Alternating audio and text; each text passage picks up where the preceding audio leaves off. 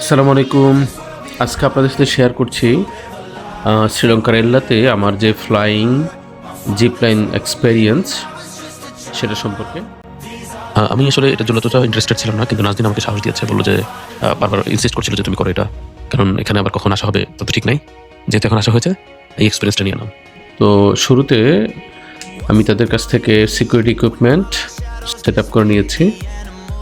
আমার এই total zip line এক্সপেরিয়েন্সের জন্য পে করতে হয়েছে বাংলাদেশি টাকায় অলমোস্ট 12,000 টাকার মতো। এখানে জিপ লাইন এক্সপিরিয়েন্সে আমাকে বলে দিয়েছে যে শুরুতে তারা আমার হাইট এবং ওয়েট চেক করেছে। তো ওয়েট এসেছে অলমোস্ট 78-এর মতো। তো এখানে ড্রোন শ্যুট সহ চার্জ করছে তারা 12,000 টাকার মতো, ড্রোন ভিডিও।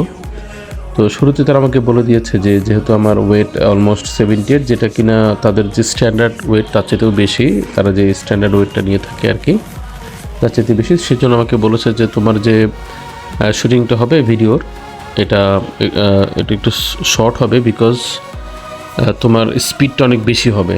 যাদের ওয়েট কম থাকে তাদের স্পিডটা একটু স্লো থাকে, আর যাদের ওয়েট বেশি থাকে তাদের স্পিড হাই থাকে।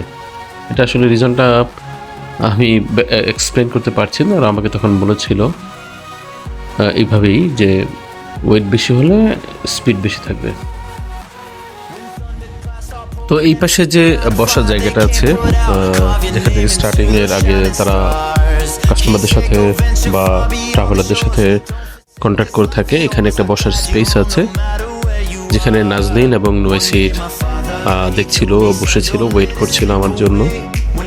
তো নোয়েসির খুবই টেনশন করছিল, বলছিল বাবা তুমি কিন্তু সাবধান থাকবা। সে আমাকে শুরুতে যেতে দিতেই চাচ্ছিল না, সে ভয় পাচ্ছিল যে বাবার যদি কিছু হয়ে যায়।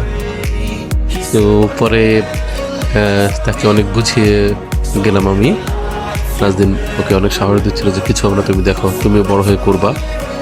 তো পরে সে সাহস করলো, বাবাকে যেতে দিল, অনেক দোয়া করে দিল যে বাবা তুমি সাবধানে থাকবা, শক্ত করে ধরে রাখবা।